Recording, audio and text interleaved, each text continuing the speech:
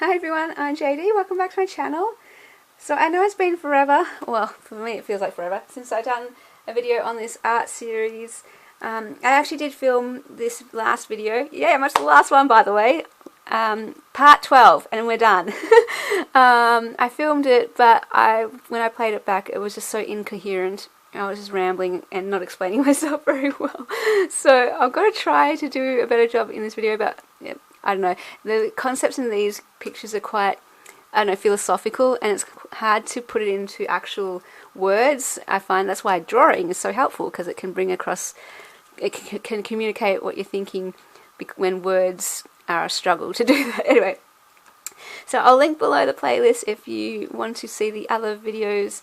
I'm just basically sharing the stories and meanings behind all my artwork in chronological order. So this one is called Motivation, and all about this conflict I had with how everything we do, there's mixed motivations, kind of selfish ones or selfless ones. Selfish ones, like we might, for me, before my depression and anxiety journey, I was very much about a lot of the reason why I did things was because I could get my identity and worth from it, or so that people would like me, or so that I would belong, that kind of thing. Whereas the selfless motivations are more like, you know, it's going to help people, it's going to impact people in some way, it's going to encourage people, or not even that, maybe some good motivations, as in you just find pure joy when you do that, or it makes you come alive, so do it because of that, not because you're going to be liked by it, you know, not because you're going to get a big ego about it or pride or anything. So yeah, it was just about that tension. I would have the tendency to go, if there's any like smidge of pride or selfish reason for me to do something, I would let that override the good reasons and be like, well, I can't do it then, because I'm a bad person if there's all this bad stuff here. But reading something by Jeff Goins, he's a writer and creative person, he talked to his therapist about this same issue, and I was like, oh wow, cool. It really spoke to me and helped me be okay with the tension of having mixed motivations, and to know it's not about getting rid of these. It's okay, we're just human. We all want to be liked and to belong and that kind of thing, and to just let those be in the background and to sit there, to not focus on them, to not have them be your sole, you know, focus and priority, to have these to be your priority and your focus. And as long as these are your main reason why you're doing things, then these can just stay in the background, and that's fine. So that is that one. You say hi, Kiani. Hello. This one's called A World I Don't Belong In, and it could be about anything. So for me, growing up at school, you know, I wasn't really in the cool group at all, so I felt like I didn't belong really with friends at school, and, you know, all that kind of fitting in stuff that you go through as a teenager. But then anything as well. So if you really like, I just made a fashion journal recently, and if you love fashion, but everyone, like your family and your friends, just don't care about fashion, well, you're going to feel like you're in a world you don't belong in. And it could be anything. So any interests that you have, any of your passions, any of your background, your values, your beliefs, anything.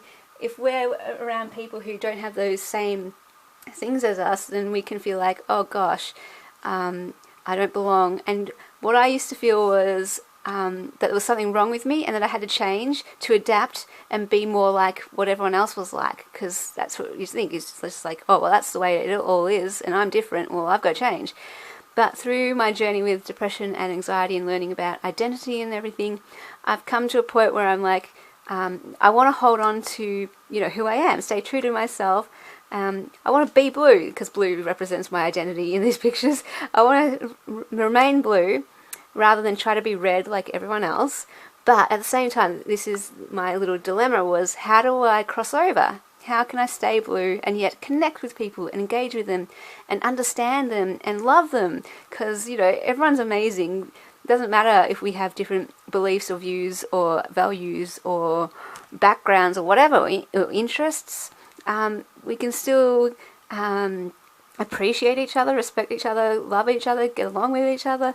And it's just about how can we do that, all of us. But me, I was just like, it could get really frustrated. Like, how can I maintain my blueness and yet still connect with people? Yeah, so a bit of philosophical ideas in this. But this one's called A Dream Come True, and I shared this in a previous video about how at the age of 26 I finally took my first ballet class, and always as a kid it was my dream to do ballet, but I thought it was dead. But now, yeah, I still am doing ballet, and got my first pair of pointe shoes and wore a tutu for the first time and performed in it last year. And oh my gosh, I can't believe it. I've performed on stage doing ballet. Like, what? It's just bizarre. So this is just an encouragement. It's not too late to go for your dreams. Of course, if I became like a paraplegic, well then yeah, ballet is going to be hard, but I feel like there's always some way to connect with your dreams and do something with it. Write a book about ballet, film videos about ballet, encourage other people with ballet, pay for someone's fees to do ballet, or support the ballet, the national ballet or whatever. So if you have a dream and a passion, there's always ways to support that and be involved in it somehow.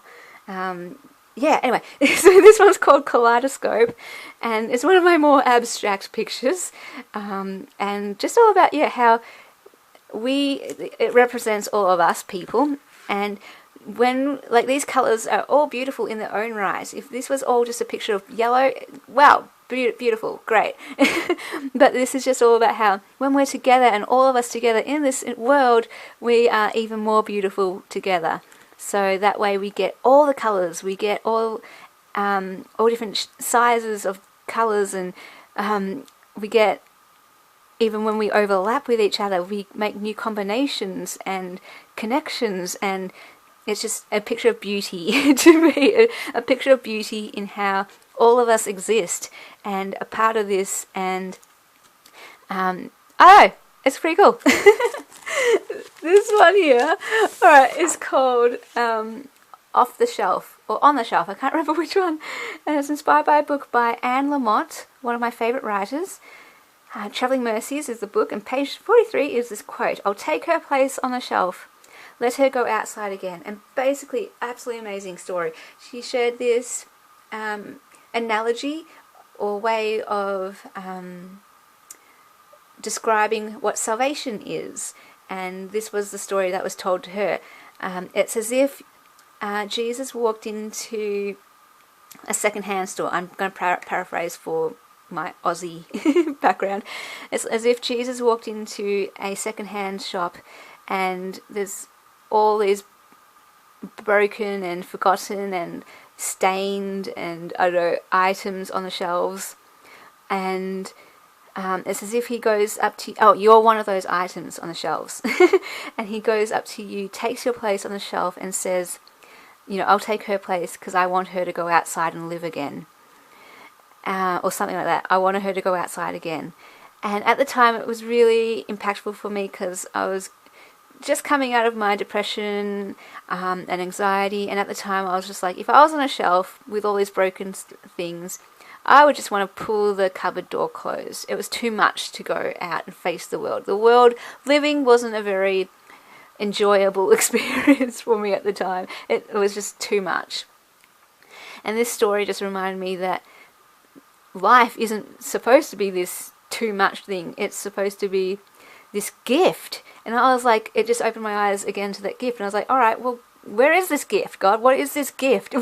Show me the life where life is a gift. And if he died, he gave up his life so that we could have life. And I was just like, life sucks, But he was saying, no, life is so amazing and so good that I'm willing to die for it so you can have this amazing life. And I was like, okay, bring it on then.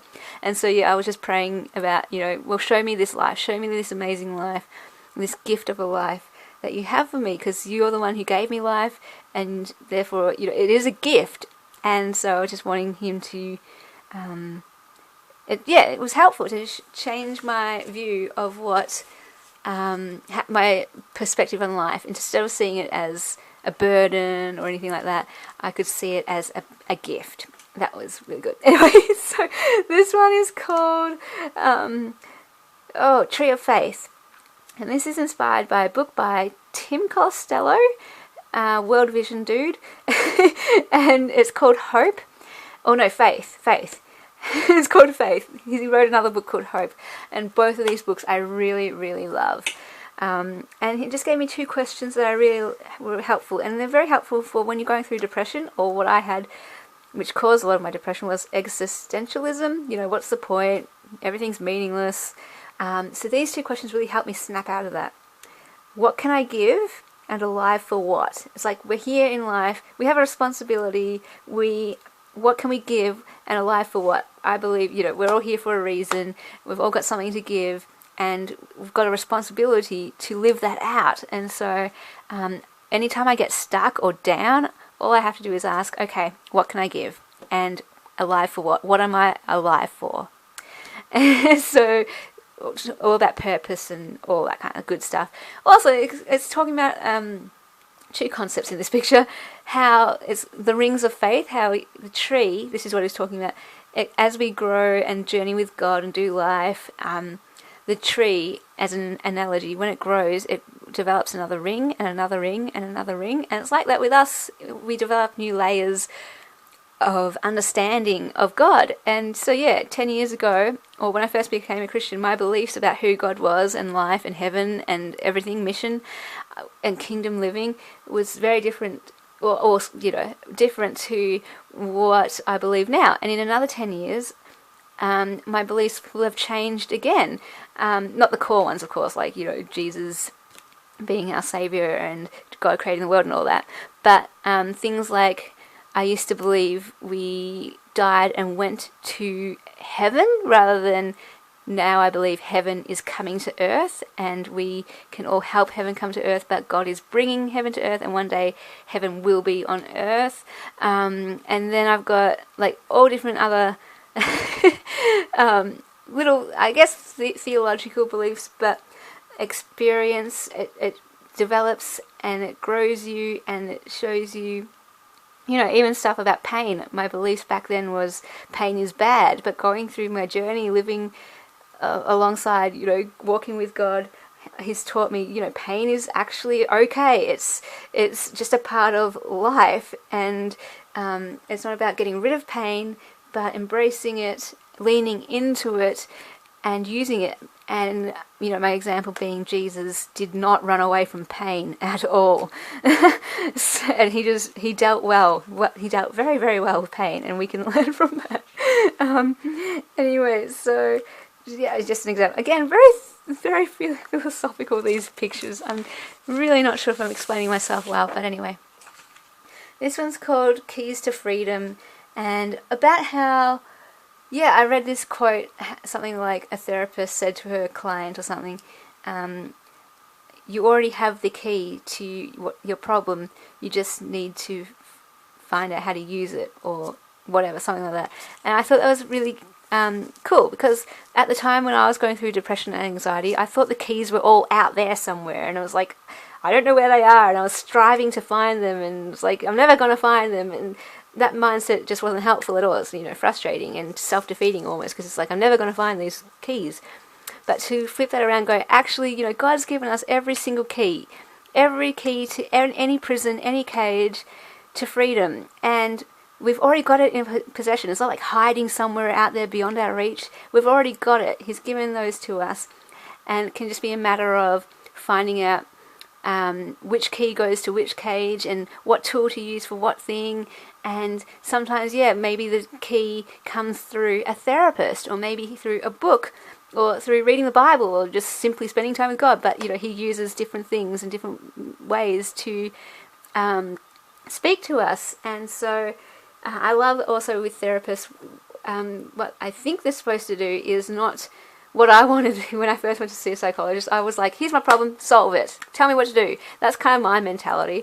But what I found is it's more about them saying, or helping you to figure it out for yourself. So instead of them going, here's what to do, they say, all right, what do you think you can do to help? And I was like, oh man, I don't know. But when you work through it, eventually, you actually do know. If you can really get quiet and listen to that still voice, you actually do know, what you need. And okay, maybe not in every case, and of course, we need lots of tools and different things. But once we have those tools, it's up to us to use them. And once we have that insight, it becomes a key that we have, that we hold forever. And they're all there. It's just we've been given them all, and maybe it just takes a chat with a friend, or reading this book, or this life experience, or this moment with God, when finally that key becomes something you go, oh yeah, I had that all along. Again, I'm not sure if that made any sense, but this one's called Holes, and is about how I had progressed in my depression and anxiety journey, amazingly. Because at the time I went through it, it felt like I was just in a black hole, and I was a hole, and it was just hole, big dark hole, nothing else. But then I found I was a person again, and instead of me being a hole, or lost in a hole, I was actually a person. Woohoo! Progress! But yes, I still had holes in me. But I learned not to get down about my holes, because previously I would have been like, oh no, I have a hole. And then that would suck me into the hole, and I'd become the hole, because I'd be like, oh, I'm such a bad person, and I'm horrible because I have a hole. But now I'm big enough and strong enough through this journey, and, learning all these lessons, to know, actually, no, I'm still someone, I know who I am, and I have a hole, and it's okay. This hole in me is okay, and I can live with it. It's fine. I don't have to live in it. I can live with it. Big difference. And yeah, all that came all about because knowing that God is okay with my holes. I was the one who hated my holes and wasn't okay with them, and I wanted to get rid of them, but God was like, no, you're fine. I love you with your holes, and I am patching up your holes, and it's all good. It's all good. The other thing this is about is, often we have a hole, I find in my life, the hole is because I can't speak about it, I can't face it, I'll run away from God with it, I'll be like, I can't bring this to Him, and it's because, yeah, it's too dark, it's too black, I can't face it. But when we can finally face it and own it and talk about it, it's as if the hole gets substance and fills up, and we've become a bit more of a whole person. And that whole truth will set you free. I think we can be afraid of our own truth and saying things about ourselves that we know to be true, but we just don't want to look there. It's too painful. We don't want to see that. We don't want to say it, because if we say it, then it acknowledges it, and we don't want to acknowledge it. But I find there's absolute freedom in finally being able to talk about things, and that I found that it fills you up. It fills up that hole, and you become more of a whole person. And then last but not least, this is the picture called Patchwork, and it's very similar to the other one. So this is, again, coming out of my depression and anxiety journey, and this is why I feel like I haven't spiraled back into depression and anxiety ever since this stage, because I've come to this idea that it's okay, like, even if we're patched.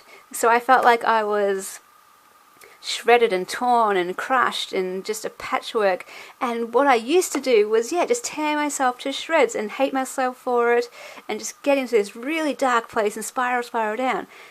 But no longer.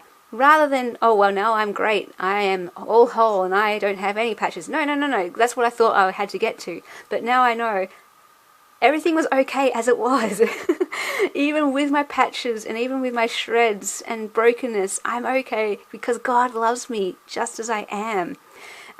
It came about because I was like, oh God, I just feel like this is overwhelming me, all these bad stuff in my life, all these issues, all my problems, and I would usually run away from Him with them. But for the first times, I started to take them to Him, and what I learned through that was He was just so glad I came to Him, and He was like, I love you. Even with your shreds, I don't care about your shreds. I'm going to hold you regardless. And it was really nice, and it felt safe. And of course, He's working to patch those things up. But I can be okay with Him because He is. He's okay that it's, He's patient. He will take as long as it takes to patch those things up. And maybe, of course, it will never be fully patched up until heaven. So until heaven comes to earth.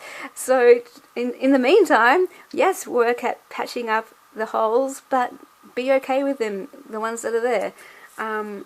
He's okay with it, so I can be okay with it, and therefore anytime I feel like, oh, this is a huge hole in my life, or I've got this huge issue or this huge problem, I don't let it eat me away. I don't let it swallow me whole anymore.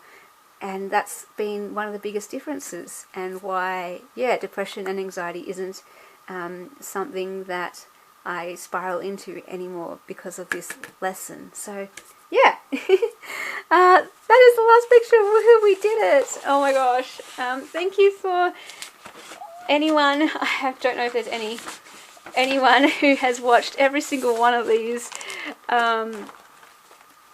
I know it's been a long series, and like each video has been like 30 minutes long and everything, but finally I got a record of them all, which I'm really happy about. That was the main thing. And now that I've done that, yeah, I'll work at putting some more packs in my Etsy. And yeah, just to explain, if anyone's still listening, I have I'm just going to make one listing for my art journal card packs, so that way it doesn't have a listing fee for like 100 packs. Not that I'd have 100 packs, but anyway, I might have 10 packs. I'm going to try to create 10 packs. There's already 6 up there, so I've got to create another 4 with some more of my artworks. Some will be mental health themed, one might be faith themed, or they might just be a mix of everything in the packs. But I've been saying I'll put these packs up and I just haven't done it, but yeah, I'll get around to it.